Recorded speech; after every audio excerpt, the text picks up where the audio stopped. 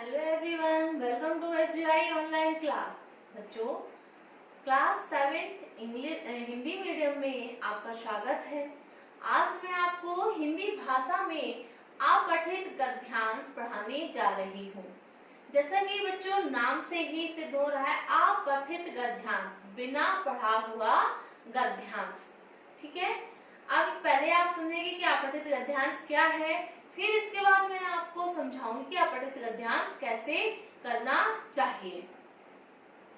वे गद्यखंड जिन्हें विद्यार्थी ने अपनी पाठ्य पुस्तकों में नहीं पढ़ा। वे गद्यखंड जिन्हें विद्यार्थियों ने अपनी पाठ्य पुस्तकों में नहीं पढ़ा, उन्हें अपठित गद्यांश कहते हैं। परीक्षा में अपठित गद्यांश में किसी एक अनुच्छेद के विचारों को अपने भाषा में लिखने तथा पूरे अनुच्छेद के लिए उपयुक्त शीर्षक बताने की बात रहती है।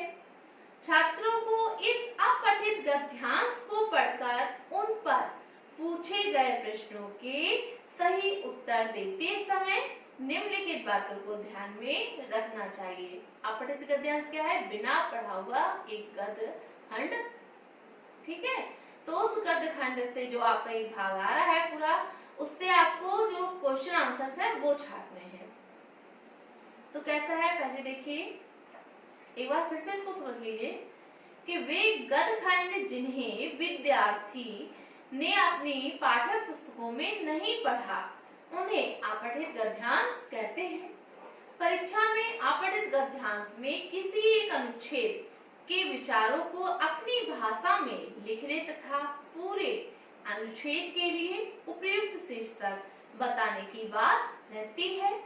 छात्रों को इस अपठित गद्यांश को पढ़कर उन पर पूछे गए प्रश्नों के सही उत्तर देते समय निम्नलिखित बातों को ध्यान में रखना चाहिए। वह कौन सी बातें हैं बच्चों? पहला, अपठित गद्यांश को ध्यानपूर्वक 2 बार पढ़ना चाहिए। इसके बाद सेकंड पॉइंट है, गद्यांश को पढ़ने के बाद प्रत्येक प्रश्न को ध्यानपूर्वक पढ़ना चाहिए। थर्ड पॉइंट, प्रश्न का उत्तर पूर्ण रूप से देना चाहिए। फोर्थ पॉइंट है, प्रश्न के अनुसार रेखांकित शब्दों या मुहावरों के अर्थ सरल शब्दों में लिखने चाहिए। इसके बाद पूछे गए प्रश्नों के उत्तर जहां तक संभव हो अपनी भाषा में देने चाहिए। तो ये तो गया अपठित गद्यांश लिखते समय हमें किन किन प्रमुख बिंदुओं को ध्यान में रख करके अपठित गद्यांश को सॉल्व करना है। उदाहरण के तौर पे बच्चों, मैं आपको गद्यखंड बता रही हूँ और उसके प्रश्नों के उत्तर भी। जैसे, परिश्रम से घबराना नहीं चाहिए। बच्चों इसको ध्यान से सुनिएगा पूरा गद्य, फिर उसमें से जो मैं प्रश्न बताऊंगी उसके आंसर भी समझाऊंगी। इसी तरीके से फिर आप नेक्स्ट जो आपको अगर दिया जाएगा अपठित गद्यांश, उसमें आपको प्रश्नों के उत्तर छापने हैं। तो कैसा है पहला गद्यांश देखिए, परिश्रम से घबराना नहीं चाहिए। कठिन से कठिन काम भी परिश्रम से सरल हो जाता है। परिश्रम से जी चुराने वाला आलस्य में समय बिताता है। वह सदैव आज के काम को कल पर टालता है। आलसी व्यक्ति के जीवन का कोई लक्ष्य नहीं होता। उसमें कार्य के प्रति उमंग, उत्साह और स्फूर्ति नहीं होती। आलस्य करके जीवन की शक्तियों को कुंठित कर देता है और वह आत्मविश्वास भी खो बैठता है। परंतु जो व्यक्ति परिश्रम से जी नहीं चुराता, समय पर अपना काम कर लेता है और कठिनाइयों में भी घबराता नहीं, वह जीवन में कभी मार नहीं खाता। इसलिए जीवन में ऊंचा उठने का रहस्य आलस्य को त्यागना है। परिश्रम ही सफलता की कुंजी है। अब उपयुक्त गद्यांश के लिए उपयुक्त शीर्षक होगा। तो मैंने आपको ये गद्यखंड पढ़ाया। अब इसके लिए कहा गया, प्रश्न पूछा कि इसके लिए उपयुक्त शीर्षक क्या होगा, तो इसका आंसर होगा सफलता सफलता की कुंजी, क्योंकि परिश्रम से ही हर कार्य सफल हो रहा है, तो सफलता की कुंजी इस गद्य का शीर्षक हुआ। इसके बाद दूसरा प्रश्न है, आलसी व्यक्ति का जीवन कैसा होता है? तो आंसर क्या होगा? आलसी व्यक्ति अपने काम को समय पर नहीं कर पाता, उसके जीवन का कोई लक्ष्य नहीं होता, वह परिश्रम से घबराता है, इसलिए जीवन में ऊंचा नहीं उठ सकता, आलस उसके जीवन का नाश कर डालता है, अंत में सिवाय पछतावे के कुछ भी उसके हाथ नहीं लगता। ठीक है बच्चों, ये से इसका सेकंड क्वेश्चन का आंसर। थर्ड क्या है? कठिन शब्दों के अर्थ लिखें। परिश्रम शब्द का अर्थ क्या होगा? मेहनत करना। जी चुराना का क्या हो गया? टालना या बचना। जैसे कहते हैं ना, ये इस काम से जी चुरा रहा है, अर्थात उस काम से बच रहा है, तो इसका अर्थ क्या होगा? बचना या टालना। उमंग का अर्थ पूछा है, तो उमंग का अर्थ होगा तीव्र, अर्थात चाह, तीव्र चाह। फोर्थ क्वेश्चन है, परिश्रम करने से क्या फल मिलता है? इस टॉपिक का फोर्थ क्वेश्चन है, परिश्रम करने से क्या फल मिलता है? तो आंसर है, परिश्रम करने से व्यक्ति के भीतर की शक्तियां जागती हैं, वह चुस्ती और फुर्ती से अपने काम को करता है, समय को कभी भी वह व्यर्थ नष्ट नहीं करता, अपना काम वह समय से करता है, इसलिए उसके जीवन में हमेशा आशा और उत्साह बना रहता है। परिश्रम व्यक्ति, जो परिश्रमी व्यक्ति होता है, वह अपने हर कार्य में सफल होता है और अपना जीवन को उन्नति पूर्ण बनाता है।